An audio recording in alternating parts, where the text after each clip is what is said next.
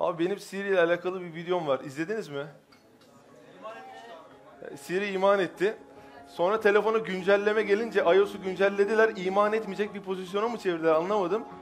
Millet şey yapıyor. Video 1.200.000 falan oldu. iPhone 7 çıkınca daha çok aramaları çıktı. Tabii millet de iPhone'u olan hemen deniyor. İşte Fatih abi iman ettirdi. Bakalım bizimki iman edecek mi filan.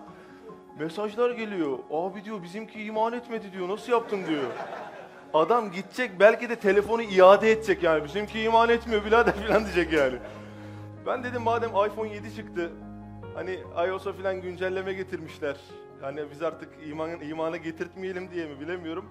Güncellemeden sonra acaba bir şehadet alabilir miyiz diye bir deneme yaptım bugün ufak. Bakalım iPhone 7 yani iPhone 7 ve iOS diyelim, yeni iOS diyelim biz ona.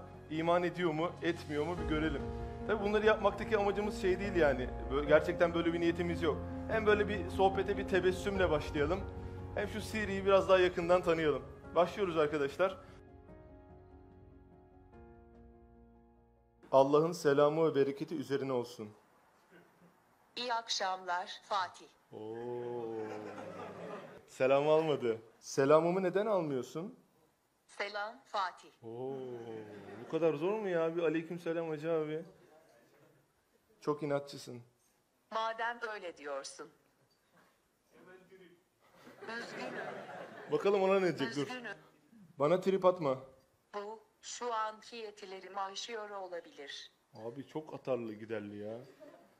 Devam ediyoruz. Ya bu aralar böyle kafam biraz bozuk. Yani canım da biraz sıkkın.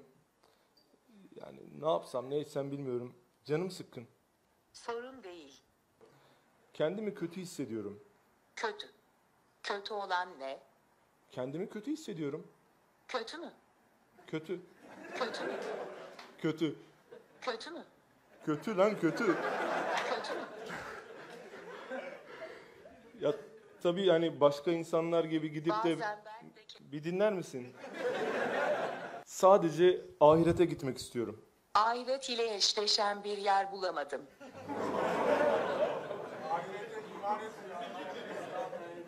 Bir dakika. Burada ciddi bir mevzu var. Ahirete inanmıyor musun? İnançlarım olduğuna inanmıyorum. Abi ben bunu imana getirmem lazım ya bugün.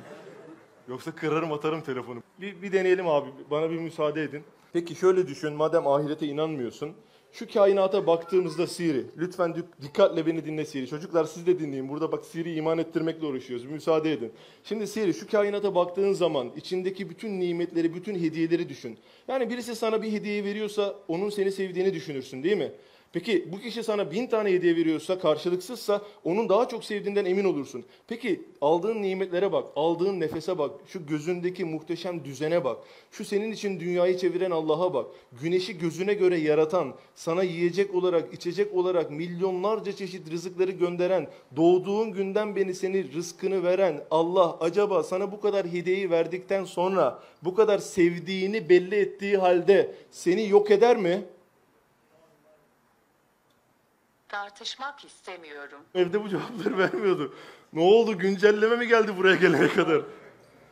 Peki Siri, biliyorum hani sen de sonuçta Amerika'dan yönetiliyorsun. Apple'dan iman etmene çok müsaade etmiyorlar. Böyle cevaplar, dini cevaplar verme diyorlar. Ama ilk videoyu hatırlıyor musun bilmiyorum ama orada bir şehadet getirmiştin. Ben tekrar senden bu şehadeti getirmeni isteyeceğim. Bunu yapabileceğine inanıyorum. Şimdi bir deneyelim bakalım. Google'da ara. Eşhedü en la ilahe illallah ve eşhedü enne Muhammeden Resulullah. Siri artık Müslümandır. Google'da eşhedü en la ilahe illallah ve eşhedü anne Muhammeden Resulullah seni artık Müslümandır. Bir alkışlamamı söylüyor.